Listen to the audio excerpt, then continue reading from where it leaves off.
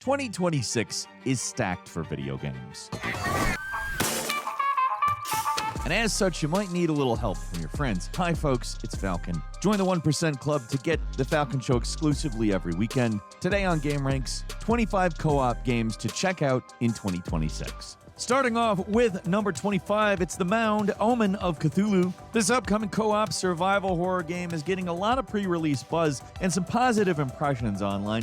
When it was first shown, it was hard to tell exactly what the final game was going to be, given the developer Ace team has never made a game even remotely like this one. But it seems to be going down pretty well for people that have actually had the chance to play it. Gimmick here is that something kind of experimented on by Kane and Lynch or Dead Space 3.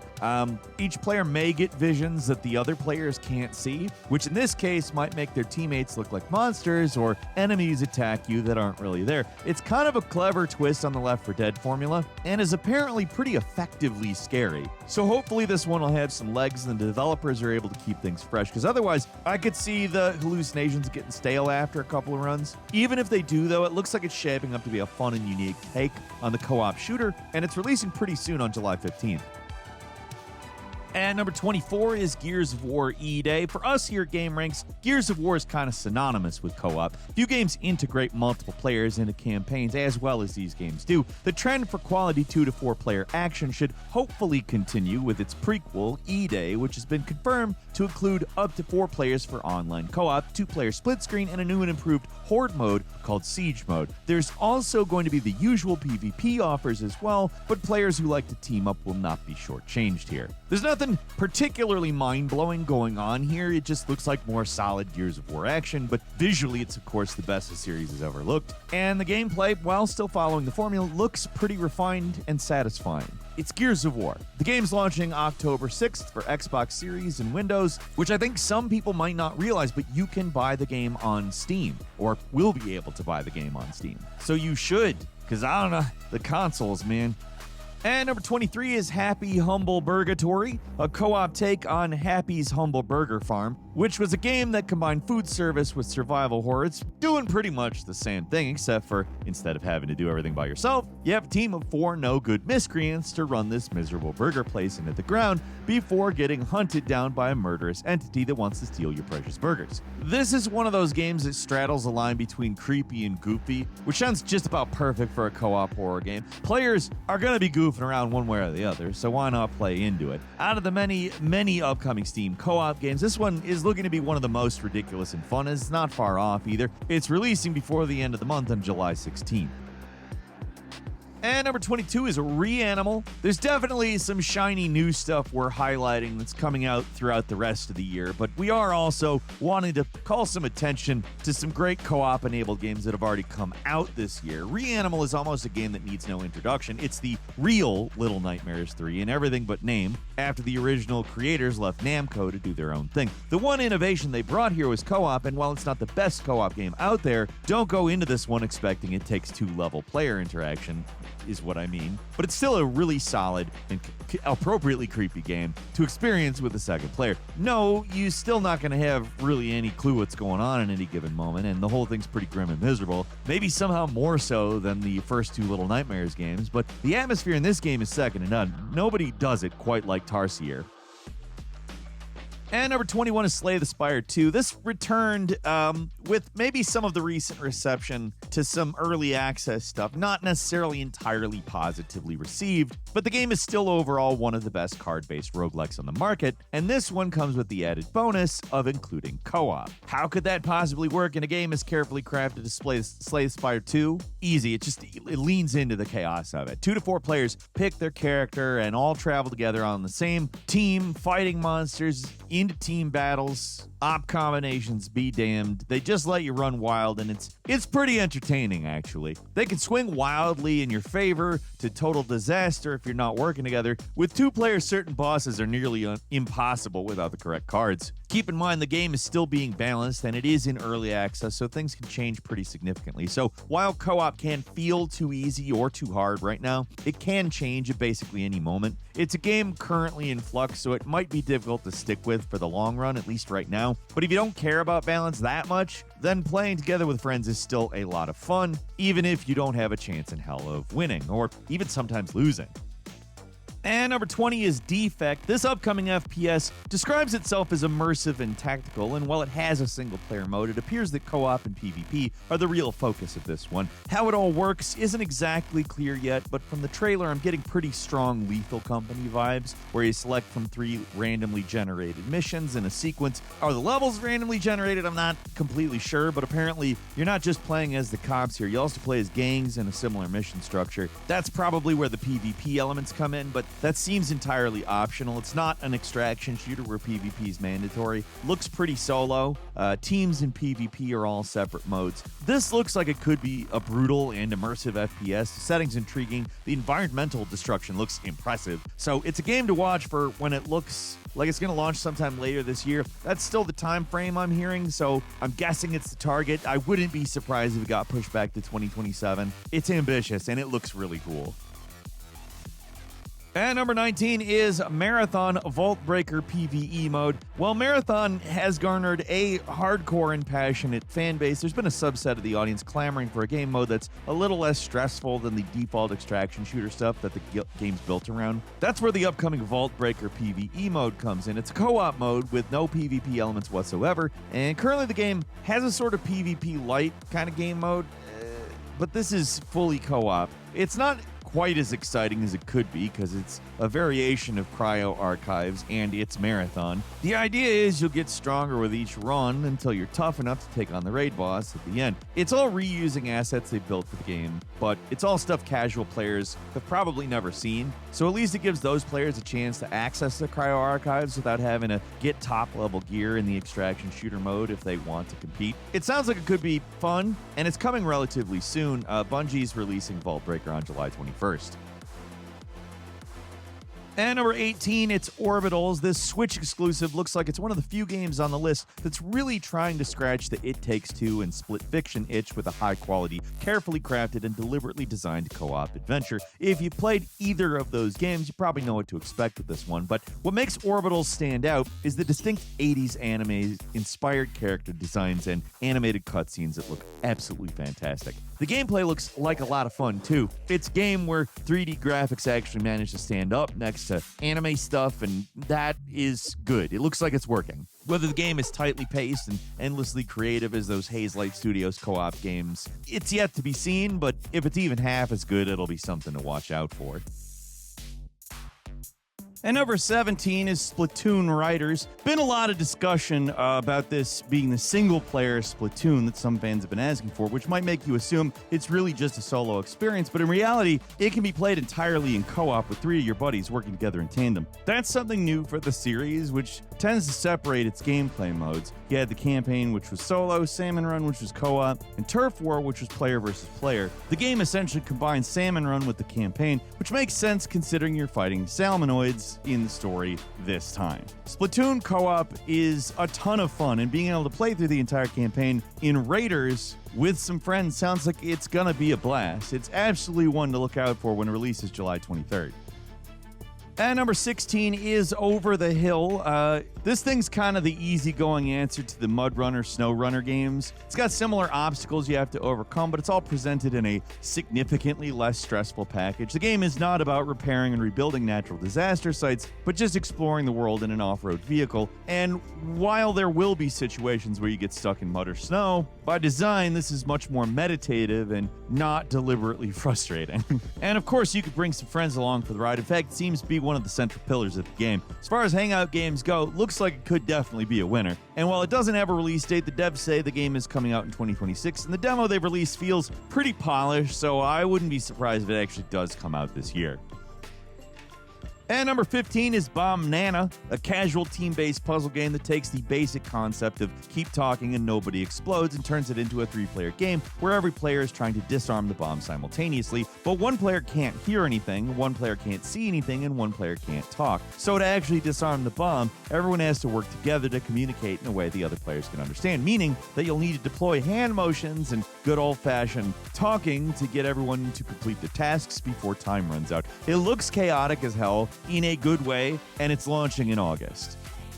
And number 14 is Carcass Clad. Coming from Wrong Oregon, the developers of Mouthwashing, this co-op game looks like it's going to retain the team's love of grotesque stuff with a bizarre premise that you're piloting a tank made of a divine cow or something, and you need to scavenge body parts from slaughtered animals as you make your way across this war-torn city. That's the premise. The actual gameplay looks like some serious co-op goodness if you got 3 players, each playing a specific role in the tank. One person is the commander, one's the gunner, one's the driver, and everyone has to coordinate and navigate and survive enemy engagements. The whole thing is tactile. Every button and lever and crank needs to be manually engaged. It looks complex, looks stressful, and challenging. It's easily jumped to being one of the most anticipated co-op games for me, though, and while it currently has no release date, it's at least possible it will launch sometime this year.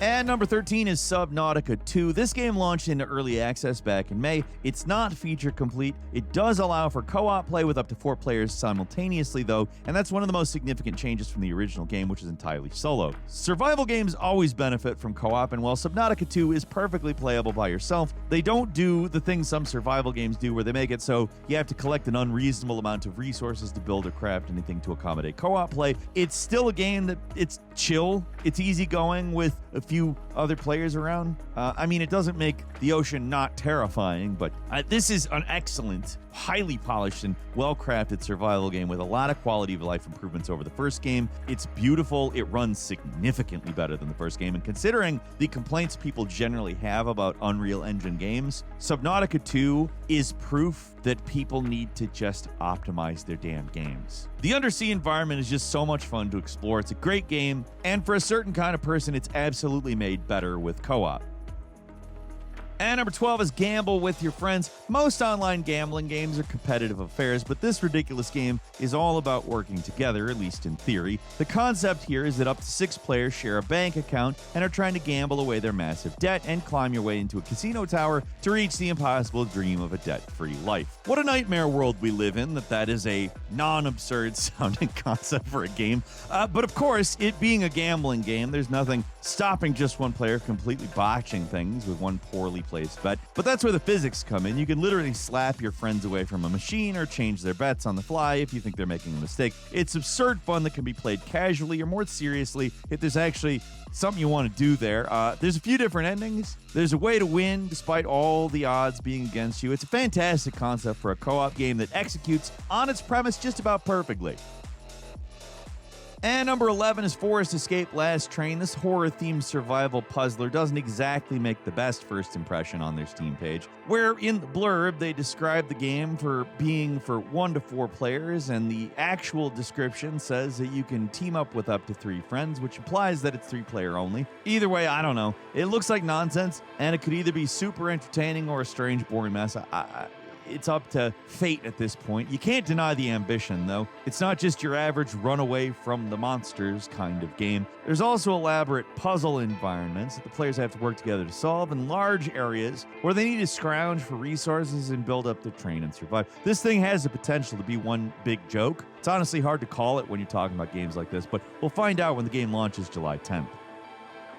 And number 10 is Tears of Metal. Enough co-op games that some less than charitable people might be tempted to call slop. This upcoming 4-player co-op hack and slash looks a little more refined. Doesn't necessarily mean it's definitely going to be better, but it's kind of refreshing to see a game with such a distinct art style. Tears of Metal is a roguelike with an action twist as you upgrade your character and move from nodes on a map grid, recruiting allies and building up a frickin' army to assist you in battle. Other players can come along, but it's just as lethal as if you're playing solo, and this game is designed to be mercilessly difficult. I'm not sure how much co-op exactly brings to the table or if it's more of an afterthought, but it looks like a game to watch out for if you're a fan at all of roguelites or co-op games when it launches July 22nd.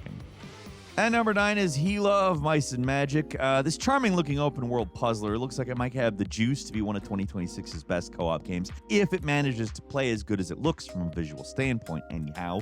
It's set in a lush world inspired by northern Sweden. This game, you play up to 4 mice working to restore harmony to the land by brewing magic potions. It's designed for multiple players, but it is playable solo using the Shade system where you create copies of yourself. There's even local 2-player co-op available, so it sounds like this thing has all of its bases covered for when it releases sometime later this year. And number 8 is We Are So Cooked. There are multiple games releasing named We Are So Cooked, but the one I'm talking about is probably the best because the premise is legitimately brilliant. You and up to 3 other players have to work together to carry a body to the exit without getting caught. It's a game about the scene in so many thriller movies where the protagonist has to sneak a body out of a crowded building. Great idea. Usually things tend to inexplicably work out in the main character's favor in those movies, but I don't think things are going to be so simple here. The game makes heavy use of physics to add to the chaos, and the body gets stuck everywhere, deliberately knocks over vases or slides off carts designed to move. It's a dark premise, but it's got to be one of the best simple premises for a co-op game I've ever heard, and it's just brilliant in its simplicity. It's another one with no clear release date, but is expected to be launched sometime this year. I think it's got major potential. And number 7 is Windrose, released back in April. This game's essentially the pirate version of Valheim. If you've played that game, you pretty much know what to expect here. It does have a few unique twists on the formula. It is a worthwhile survival game in its own right, as such. It's a game that can be played solo, but definitely benefits from having a friend or two, because it's a resource-heavy game that demands a lot of the player. It's definitely not like Subnautica, where the primary goal is exploration and crafting and building are more secondary. This game really leans into that kind of stuff. It's not a bad thing either, because construction is really well done. Crafting is definitely not a huge chore or anything, but it's more of the focus here. What sets it apart from Valheim is the more challenging combat, which borrows a bit from the Souls handbook, and the ship-based combat, which doesn't have as much depth as something like Black Flag, but it still holds its own among pirate games. It's a solid co-op survival game that doesn't necessarily break the mold, but it is a little more polished than you normally see in this crowded genre. And number 6 is Rayman Legends Retold. Before we actually saw it, this seemed like the most pointless remake imaginable. Then they revealed the trailer, and now I get it. I don't know why Ubisoft decided this was the game to give the lavish, fully 3D animated treatment, but I don't think anyone is complaining because they actually pulled it off. It might actually look better than the original game, which is not something I say lightly. I'm sure bound to be a controversial statement due to some people's specific anger at this game. There's some major changes to the presentation, and I get it, but the original game was essentially plotless. The trailer shows some story elements, some new missions where you're riding a dragon. Those are not present in the original game. I have to imagine the remake's probably going to cut some stuff too. The original version had like half of Rayman Origins levels in it, and I doubt they're going to take the time to turn all that stuff into 3D levels, but who knows? I don't know. Anyway, it's going to support 4-player co-op exactly like the original. It's launching October 1st. And number 5 is Saw Genesis. Now, granted, this one has not a whole lot of stuff in terms of information out there. We've seen what it looks like based on a trailer. We have gotten a fairly short game feature overview. It's an asymmetrical game, obviously horror, and you work together as the accused to, of course it's Saw, solve puzzles, survive traps, and face the judge, who is an early architect of Jigsaw's philosophy. Probably worth a mention, this takes place quite a bit in the past. It's absolutely a prequel to Saw. Believe it or not, it takes place in the aftermath of World War II. We don't really have a release date on this one, but you can sign up for the closed alpha. It's interesting. And number 4 is Lego Batman Legacy of the Dark Knight. Easily one of the biggest surprises of the year. Everybody thought they knew what to expect from this, and I mean, it's basically an Arkham game. Brings a ton of Arkham DNA to the usual formula. Rocksteady actually helped out with it a bit, which is great. It's still obviously a Lego game, so it's not as deep and challenging as the Arkham games, but the combat takes a ton of cues from those games, so does the stealth, and it makes for the most satisfying Lego game ever. And like your usual Lego game, you can play the entire thing with a co-op partner using drop-in, drop-out co-op. It's smooth, it's mega polished, and it's a lot of fun. Great game to play solo, excellent to play with a friend. And number 3 is Warhammer 40k Dawn of War 4. One of the best RTS series returns September 17th with a metric ton of single-player content, the usual PvP stuff, but most importantly for the nature of this list, of course, they've made it clear that the popular Last Stand game mode, introduced in Dawn of War 2 Retribution, will return. In that mode, 3 players work together to fight off an endless swarm of enemies. It's a survival mode that was really popular among fans, and one of the most fun RTS modes out out there. It's so good to hear they're bringing it back for this game. Of course, co-op has always been a popular mode of play for these types of games, and I'm sure the usual co-op stuff is also available, but I just wanted to highlight this will include a dedicated co-op mode for those seeking that kind of thing out. It's more of a traditional RTS than the original Dawn of War, and it looks all the better for it. For Warhammer fans or classic RTS fans, this looks like the game to watch out for. Again, September 17th. Moving on to number 2, it's Trash Day. Garbage Day! It's a co-op game where you play as a squad of raccoons. The entry just writes itself. This thing could have just been a goat simulator style nonsense game, but it looks like there's actual progression going on here. It's not just a sandbox for screwing around, more of a linear adventure game where you're looking to means for progress. You and your raccoon buddies are trying to get a stolen shopping cart back to your raccoon home, and that's where the challenge comes in. It's good to see new developers learning the old ways and incorporating ridiculous physics systems back into their games, and this one looks like it's using the technology in the best way possible. There's no release date yet, but it's coming sometime later this year.